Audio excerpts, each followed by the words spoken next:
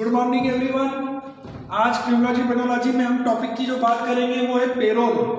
Last video में मैंने आपको परिवीक्षा प्रोबेशन के बारे में बताया था, जो कि सुधारात्मक संस्था का एक रूप है।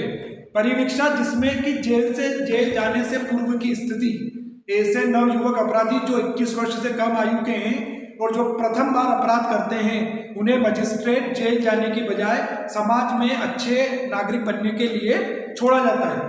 उसी का दूसरा रूप है ये पेरोल। पेरोल भी एक इंपॉर्टेंट टॉपिक है क्रिमिनोलॉजी पेनोलॉजी में, इस पर आज हम चर्चा करेंगे। पेरोल की सिनॉप्सिस बहुत सिंपल सी। Number 1, history of parole. Parole का इतिहास हम देखते हैं भारतीय दंड विधि में पिछले 50 वर्षों से पेरोल और परिवीक्षा का उपयोग होता जा रहा है, लेकिन इसका विकास अव्यवस्थित होने के कारण आज जो इसके परिणाम हमारे सामने आ रहे हैं वो बहुत कठिन है, या वो परिणाम जो सामने आ रहे हैं उसको हम एकदम आशातीत उत्साहपूर्वक नहीं कह सकते। वो इसलिए क्योंकि अधिकतर राज्यों में पेरोल और परिवीक्षा में कोई अंतर ही नहीं रहता। अधिकतर राज्य मान के चलते हैं कि पेरोल और परिवीक्षा एक ही चीज है, जबकि मेन बात यह है कि परिवीक्षा एक न्यायिक कार्य है जो कि मजिस्ट्रेट द्वारा तय की जाती है, जबकि पेरोल एक अर्ध न्यायिक है, इसको पेरोल बोर्ड तय करता है। इन दोनों में अंतर है। परिवीक्षा जुडिशरी है, पूरा न्यायिक विभाग, जबकि पेरोल बोर्ड के अधिकारी तय करते हैं। तो इनमें यह अंतर आप समझें। नंबर 2 आता है मीनिंग, आशय। कारागार में कैदियों की भीड़ को कम करने के लिए कुछ कैदियों को पेरोल पर छोड़ा जाना हमेशा से एक विवाद का मुख्य बिंदु रहा है, क्योंकि ये माना जाता है कि जिन कैदियों को छोड़ा गया है वो समाज में पुनः अपराध करेंगे, समाज उससे घृणा करेगा, उससे दूर रहेगा। इसलिए ये देखा जाता है प्रायः कि जो अपराधी व्यक्ति रहता है वो पूरी सजा भुगतने के बाद ही जेल से आने पर तैयार होता है। फिर उसके बाद ये परिणाम आता है कि वो जब जेल से बाहर आ गया तो वो एक स्वतंत्र जीवन जी रहा है। अब उसके सामने ये वाली समस्या नहीं है कि मुझे तुमने समय से पहले छोड़ा, जैसा पेरोल में होता है। अब वो स्वतंत्र है, अब वो ये मान के चल रहा है उसकी मानसिकता में कि मैं वापस पुनः अपराध करूं और फिर मैं जेल जा सकता हूं। तो ये इसलिए इसी उद्देश्य से पेरोल को दंड शास्त्र में लिया गया है कि एक व्यक्ति द्वारा अपनी सजा का अधिकतम भाग व्यतीत कर लेने के बाद उसके अच्छे आचरण के आधार पर उसे पेरोल पर छोड़ दिया जाए। तो पेरोल का उद्देश्य यही है कि कारागार में कैदियों की भीड़ को, जो अत्यावश्यक अनावश्यक भीड़ है, उसको कम किया जाए। नंबर 3 बात करते हैं हम डेफिनेशन की। तो डेफिनेशन परिभाषाएं में हमारे सामने 2 परिभाषाएं, एक आती है इलियट। इलियट महोदय ये कहते हैं कि पेरोल से आशय उसमें अपराधी को उसकी सजा की अवधि से पूर्व ही मुक्त कर दिया जाता है, जो कि पेरोल अधिकारी की अनुमति पर होता है। सिंपल सी परिभाषा इलियट की। और सदरलैंड महोदय के अनुसार पेरोल के अंतर्गत कारावासित व्यक्ति को अधिकतम अवधि का, जो अधिकतम कारावास दिया गया है, अधिकतम कारावास का अधिकतम अवधि व्यतीत कर लेने के बाद मुक्ति मिलने को कहते हैं। मतलब यदि 5 इयर्स का इम्प्रिजमेंट दिया गया है तो उसने यदि 4 इयर्स भी जेल में बिता लिए तो 1 साल बचा, तो अब उसको पेरोल पर छोड़ने पर विचार किया जा सकता है। ये दोनों से सिंपल सी परिभाषा इलियट और सदरलैंड की। अब हम बात करते हैं एडवांटेजेस ऑफ पेरोल। पेरोल के लाभ या पेरोल की उपयोगिता क्या है? तो नंबर 1, परिवार का टूटने से बचना। पेरोल का सबसे महत्वपूर्ण लाभ यह है कि वह व्यक्ति जिसने कि अपराध किया है, जो अपराधी है, उसके परिवार को टूटने से बचाया जा सकता है उसको पेरोल का लाभ देकर। यदि उसको अधिकतम सजा अवधि में उसने काम अच्छा किया है जेल में, तो उसको पेरोल को छोड़ दिया जाएगा, जिससे कि उसका परिवार भी अपना सही भरण पोषण कर पाएगा। अन्यथा क्या परिणाम इसका सामने आएगा कि वो जो परिवार बचा हुआ है वो अपनी आवश्यकता की पूर्ति करने के लिए सही गलत जो काम करना है वो करेंगे, और फिर उसमें यह भी मालूम नहीं पड़ेगा कि ये गलत है कि सही है। तो नंबर 1, परिवार का टूटने से बचना। नंबर 2, वित्तीय व्यय में कमी। सिंपल सी बात है कि जब हम कारावास में उसको रख नहीं रहे, कारावास में हम भीड़ कम कर रहे हैं, उन अपराधियों को जो अच्छा आचरण के आधार पर पेरोल पर छोड़ रहे हैं, तो स्वाभाविक है कि राज्य के व्यय में कमी आएगी।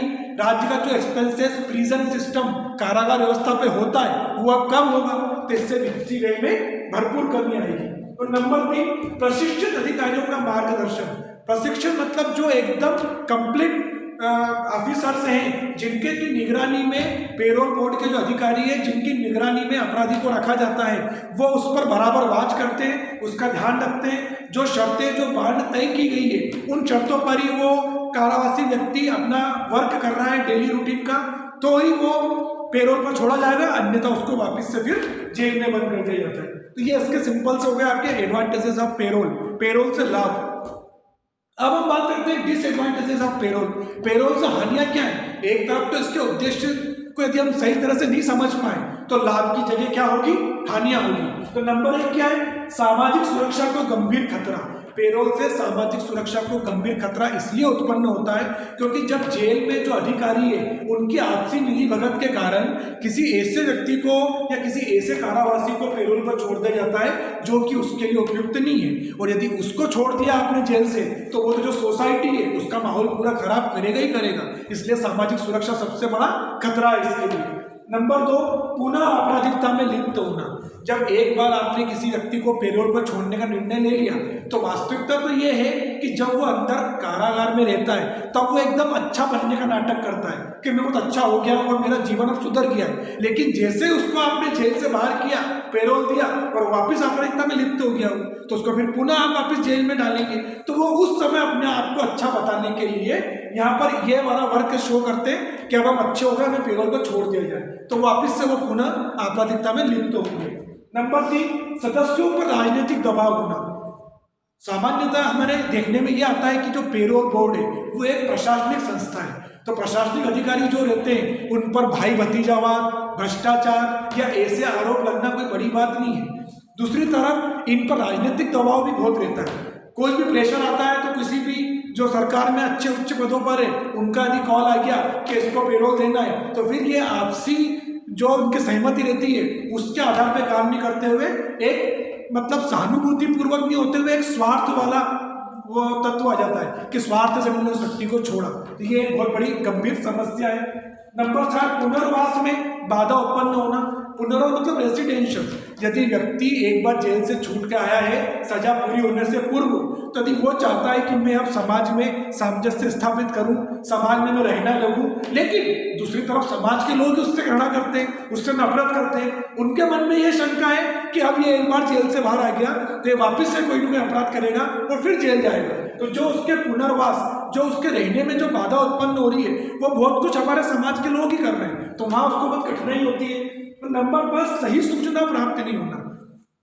राइट इंफॉर्मेशन जो है पेरोल बोर्ड के अधिकारियों को जो उसकी रिपोर्ट पेश की जाती है कारागार के द्वारा, प्रिजन सिस्टम के द्वारा, वो एक सही रिपोर्ट पेश नहीं की जा रही है। उसका पूरा जो बैकग्राउंड है वो बताया नहीं जा रहा है। उन्होंने उस रिपोर्ट को ओके मानते हुए उसको छोड़ दिया गया, लेकिन बाद में वही व्यक्ति फिर और उससे भी बड़ा अपराध करके आता है। तो सिंपल सा यह मतलब है कहने का कि एक बार जो भी चीज हमारे सामने आए A to Z उसको हम पूरा अच्छे से मूल्यांकन करें, उसके बाद यह तय करें कि कौन अपराधी छोड़ा जाना चाहिए और कौन नहीं छोड़ा जाना चाहिए। तो सिंपल से आपके डिसएडवांटेजेस हो गए। अब बात करते हैं केस रेफरेंस की, विभिन्न न्यायिक दृष्टांत। नंबर 1 है Babulal versus state of West Bengal, जो कि AIR 1975 है, सुप्रीम कोर्ट 606 SC 606।